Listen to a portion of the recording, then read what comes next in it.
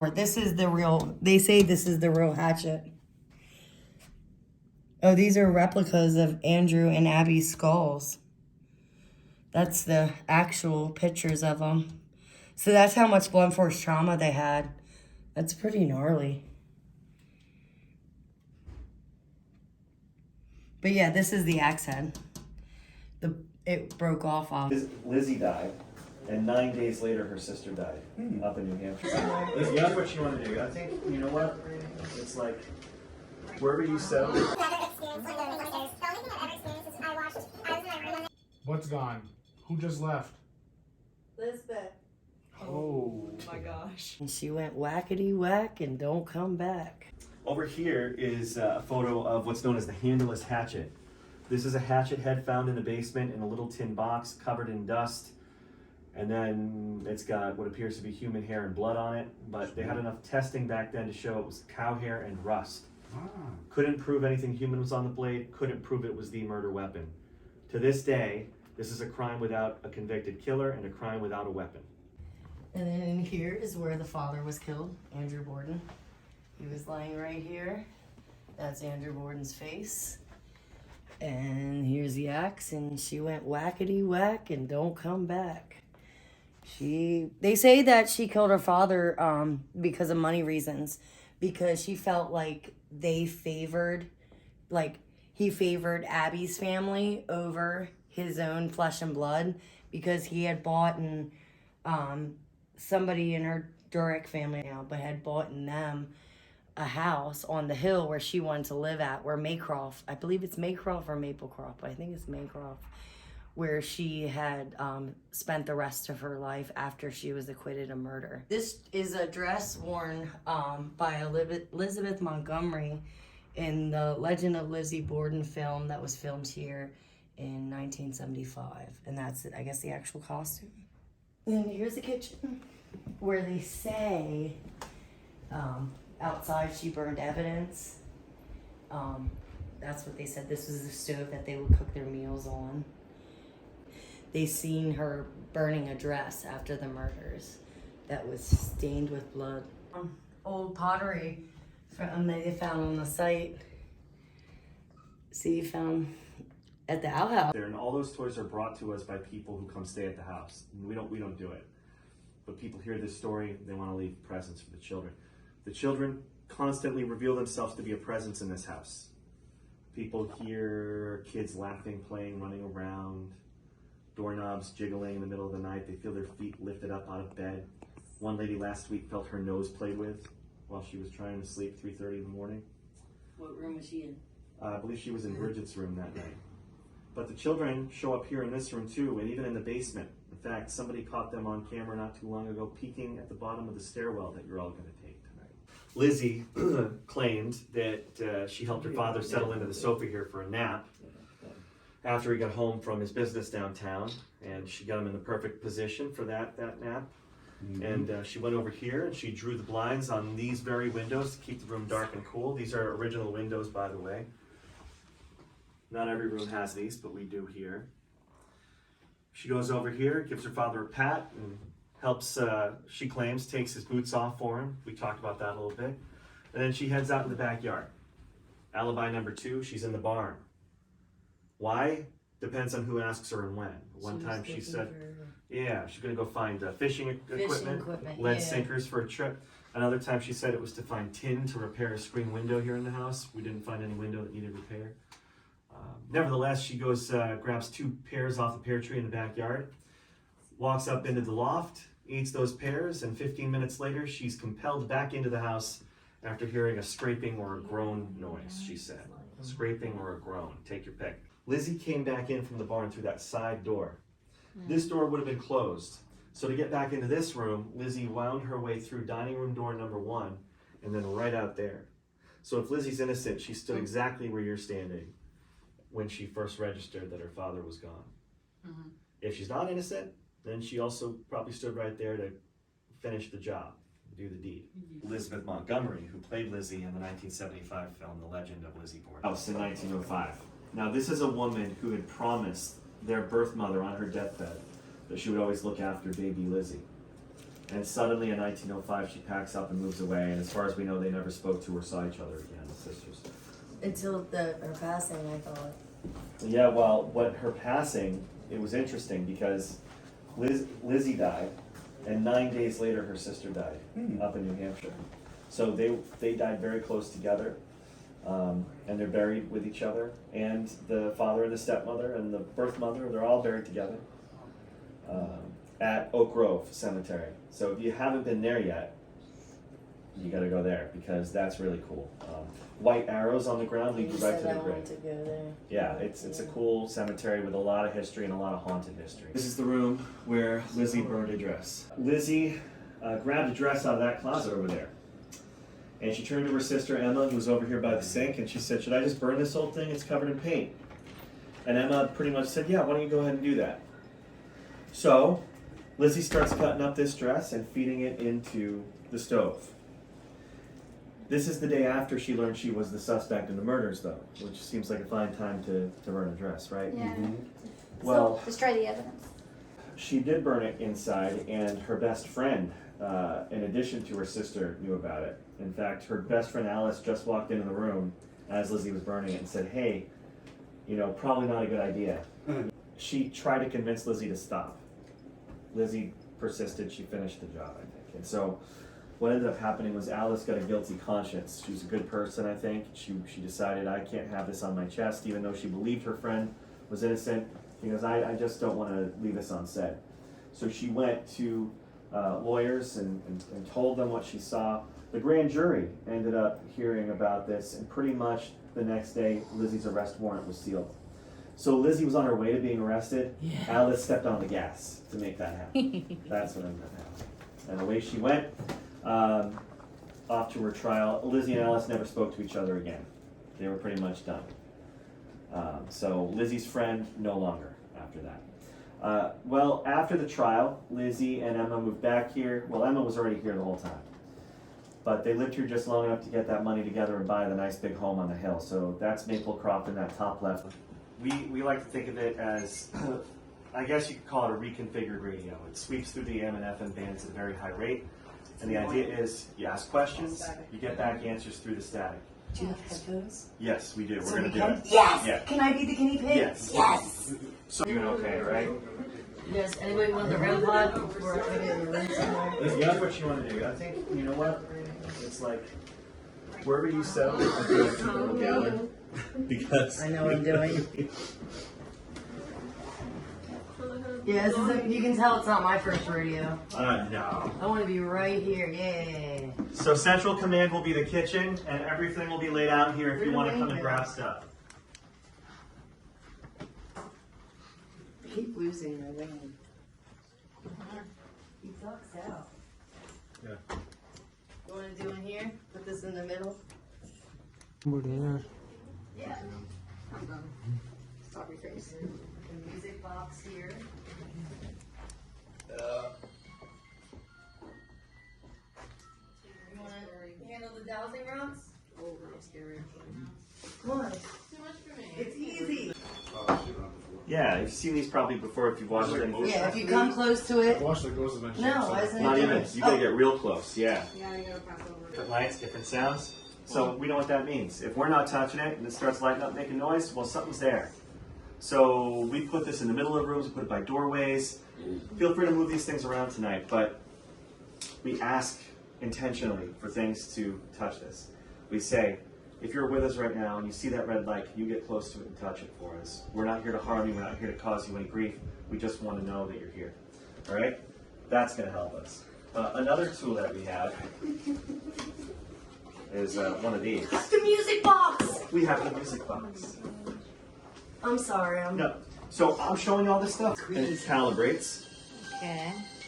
Nice little song. Nothing creepy about that, right? Alright. And then it functions a similar way. You know, you get in front of that, really close, it's going to start making noises.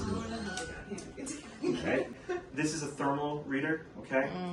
So you turn it on by pressing in that red button, waiting for the welcome screen to start. And you can do a pan around the room. You can gauge the temperature of whatever you're looking at. Let's see.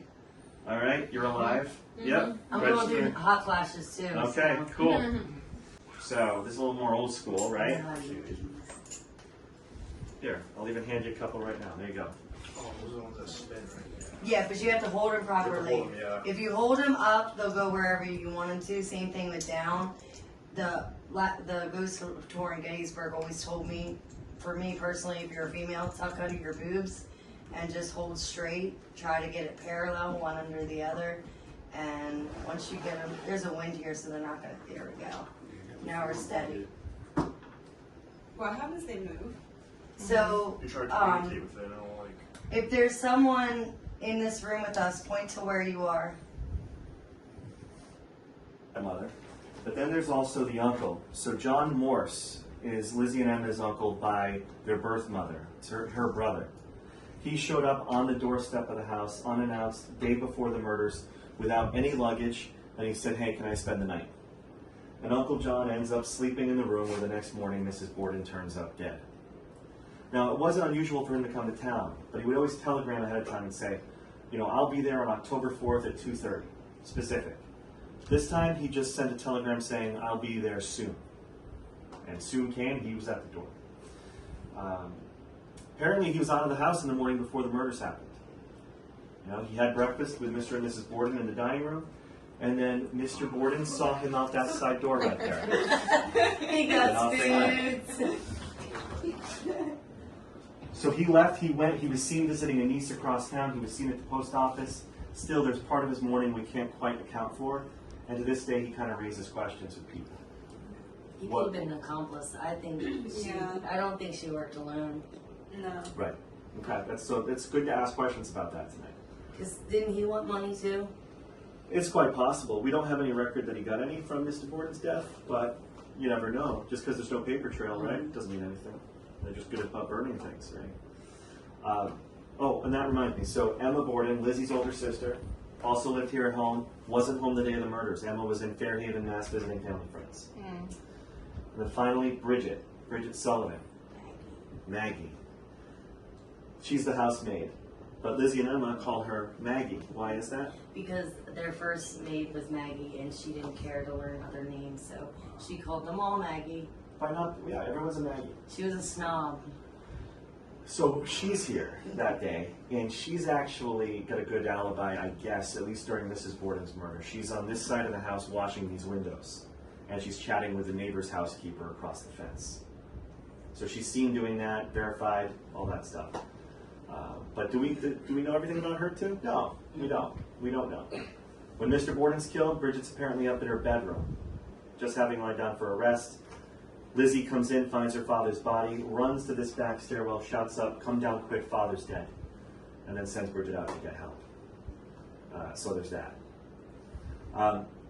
The reason that we do this is not only because I think this place has energy in it, but we do this to get answers. That's why we do it.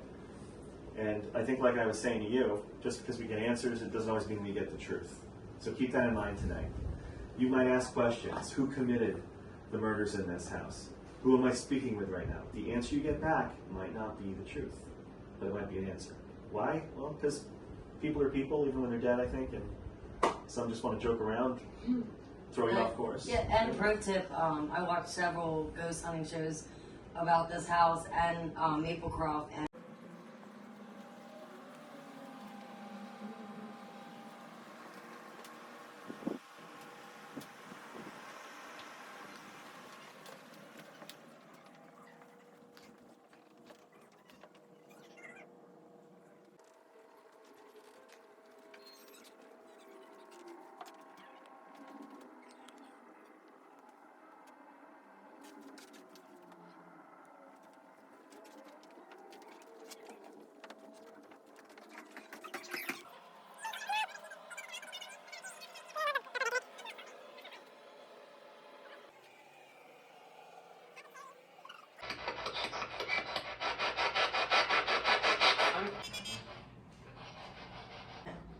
so I believe that's where the spirit comes in. I believe in like parallel universes. Yeah. It's like the Marvel universe. Like Yeah. they had parallel stories.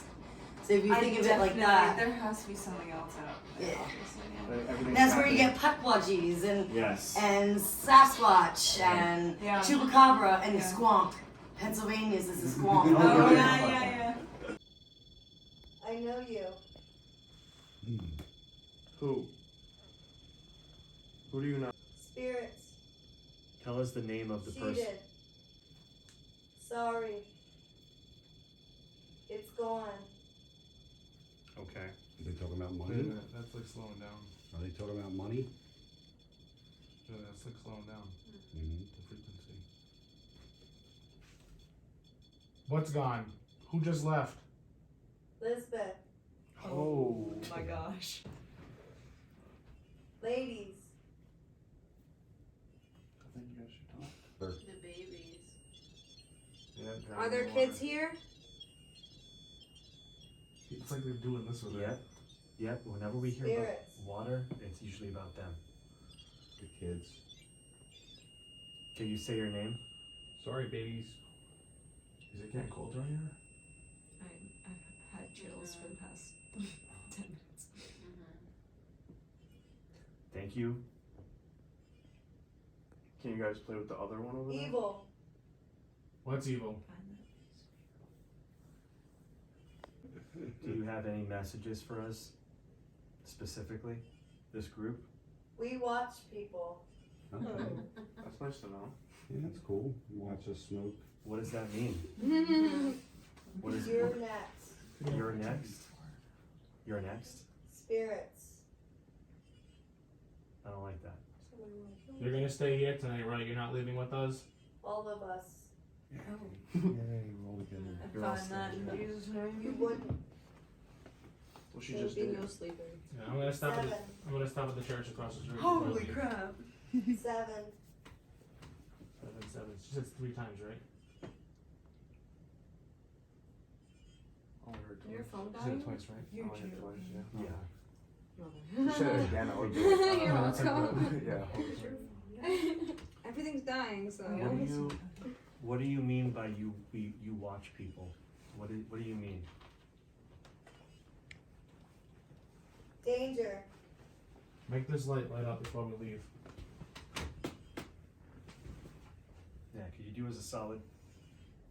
That one right there by the door. Are you ready? We're ready, yes. We are very Sit. ready. We're all sitting. I think you need to sit down. Oh, Yep. yeah. He wants you to sit, yeah. Okay, 1. we're Yep. sitting. We're ready Hour. for the show. Hour.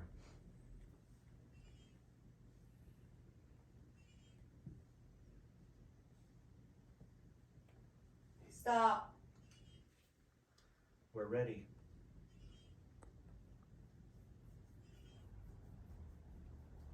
We know it's the hour. Let her. Who are you? Stop. Okay. Oh, just stop. Are there any Chasing, children with us today? chasing the babies, yeah. Oh, Spirit. Spirits, yes. I'll ask one question. Who turned the lights off in the basement tonight? I wanna know.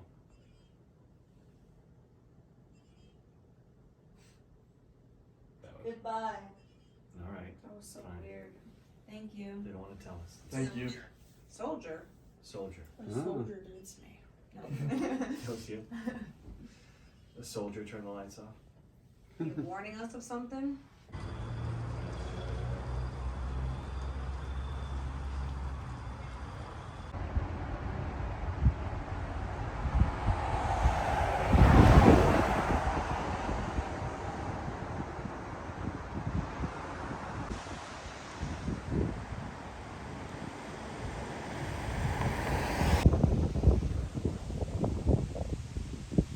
I just want to look around. She was 5 years younger.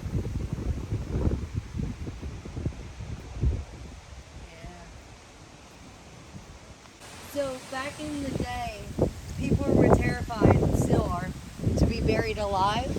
And that was used in case you were buried alive without memory. 160 and 151, and there's a 56. They lost the middle baby. Yeah.